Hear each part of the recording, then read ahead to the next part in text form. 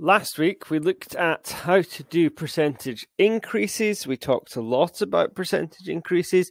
This week, we're going to look at percentage decreases.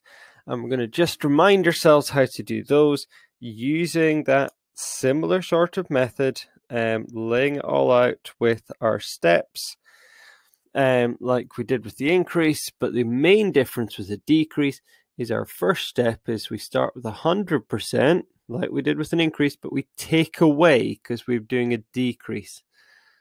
So we're taking away 24%.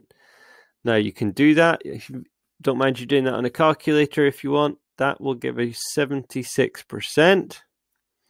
And remember, 76% is the same as 0.76. Now we can do our multiplying just like we would in an increase example. So we've got 700 times 0.76. And now it's a bit of calculator work. So here's a calculator, 700 times 0.76. which gives us 532 as our answer. And we started in pounds. So I'm going to put a pound sign in there just to keep us right. Okay, have a go. So pause the video, have a go at the your turn that's here, and then I'll run through the answer in a moment. Great, hopefully you've had a go at that now. So this one, we've got 100%. We're taking away, because it's a decrease, 68%.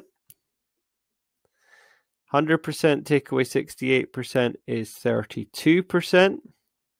Which as a decimal is 0.32. Remember, just divide it by 100, move it along. So here we've got 150 times 0.32. You can work that out on the calculator, which hopefully you've done. And when you do, you get £48. So that's your basics of percentage decreases. Just like with the increases though, I'm going to do a slightly harder example and a harder your turn. Now the harder example involves 2.4%. That's what makes it harder. So let's see that laid out. If we've got 100% and we take away 2.4%, and as I say, I don't mind you using a calculator for this step. So you do 100, take away 2.4, gives us 97.6. That's absolutely fine to use the calculator if that's what's going to help you kind of get it right at this point. Moving everything along 2 places to the right, we would get 0.976. Okay, so exactly the same steps as we did above, just looks a little bit different because we've got the 2.4%.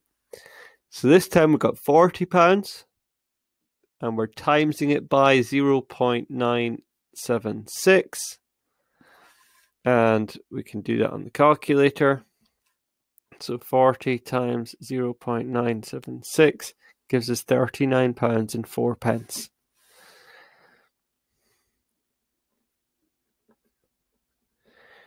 So with that in mind, have a go at your turn. So pause the video, have a go, and I'll run through that in a moment.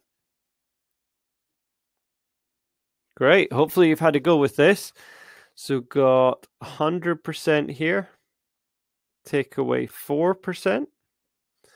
That gives us 96%. Putting that into a decimal, 0.96. So now we're doing 300 times 0.96. And that equals, and just putting that in the calculator,